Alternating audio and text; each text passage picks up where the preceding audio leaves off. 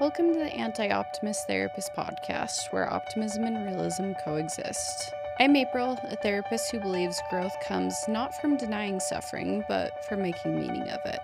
Here we explore how to navigate anxiety, ambition, and adversity with both compassion and honesty. Many nights, right before bed, my daughter will pull out one of her favorite books for me to read to her. The beloved book I dread the most is Chicka Chicka Boom Boom. Many know it. She loves it. I think it's weird.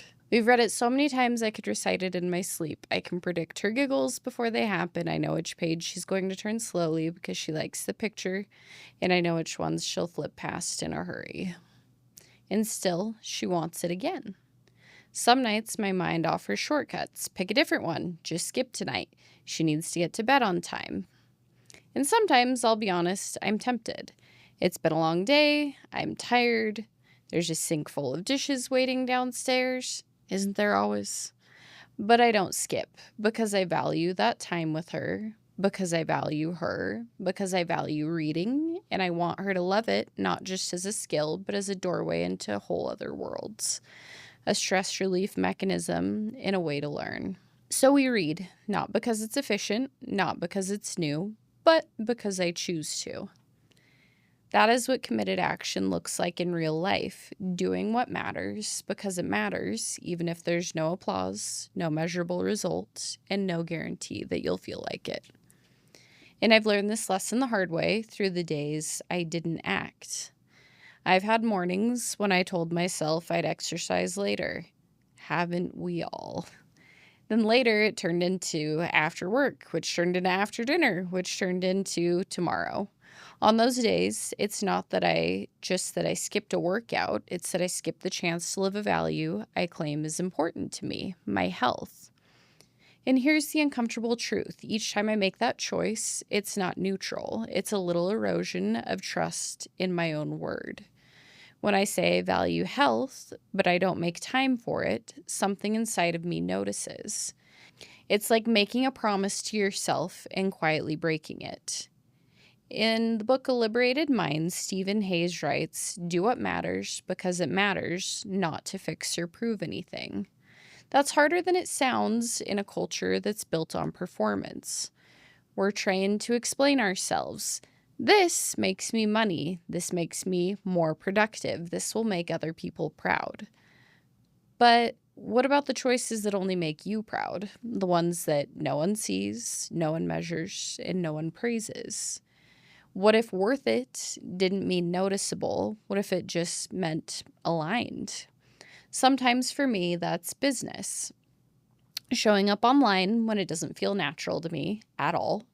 Posting something that might get 3 likes, talking to a camera when my mind says, "This is silly, you're not the influencer type." I still feel that resistance. It still makes me not want to post and not have an online presence, but I do it anyway because I want to reach the people who need what I have to offer. Because my value isn't about being an influencer, it's about helping, and I can't help people if I hide. I have stacks of books all over my house, on my desk, by my bed, anywhere that you find me frequently sitting. They're not all organized. They're not all practical. Some are about psychology, some about finance, some about history or philosophy, and some are just fiction for the pure fun of it. And here's the ridiculous part. Sometimes I end up with the same book 3 times.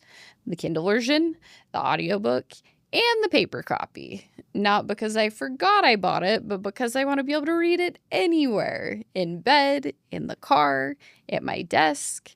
I jump between them constantly. I'll read a chapter of a heavy nonfiction book, then switch to a short story, then dive into something completely random. Once, someone asked me a horrifying question. Why would you want to read so many books when you could just watch a YouTube video?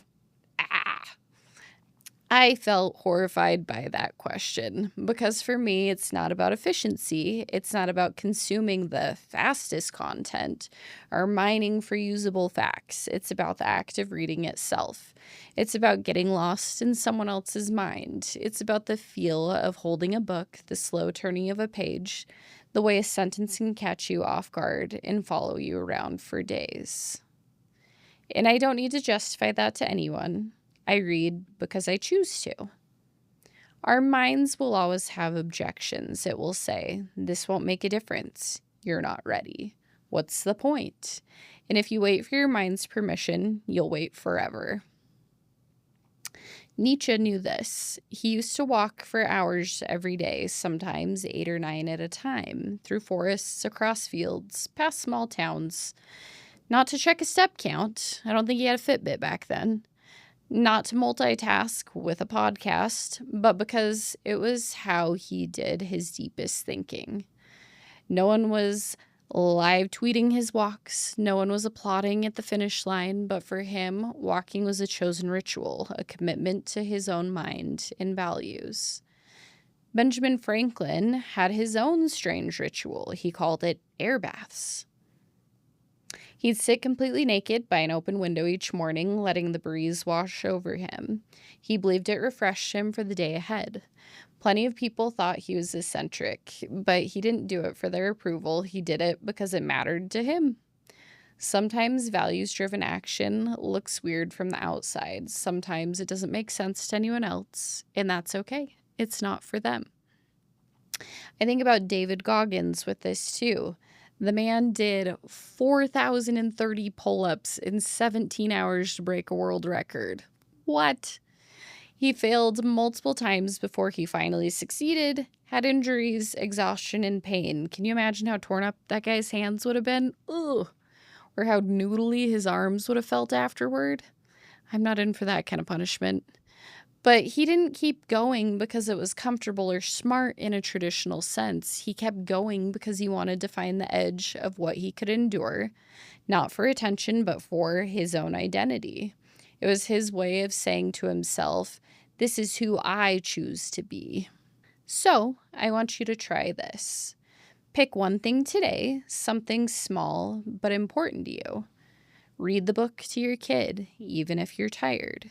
Go for the walk, even if it's short. Hit publish, even if it's imperfect. And when your mind starts explaining why you shouldn't, you can simply say, I'm doing this because I choose to. Then do it. So just a final thought. Values don't require a reason. They require a commitment. The point isn't to feel ready or look impressive. The point is to live the kind of life you actually want, one choice at a time. You don't need a green light, you don't need permission, and you don't need to prove it to anyone. The reason is simple. I choose to. Thanks for listening to the Anti Optimist Therapist Podcast. Remember, optimism isn't pretending, and realism isn't hopelessness. It's about holding both. If you're ready to take this work deeper and you live in Utah, my 12-week group program, The Fulfillment Formula, is where we do it together. It's designed for high-achieving women who want to move beyond anxiety and achievement chasing into something more meaningful. You can learn more on my website, theantioptimisttherapist.com. Until next time, take care and keep moving towards what matters most.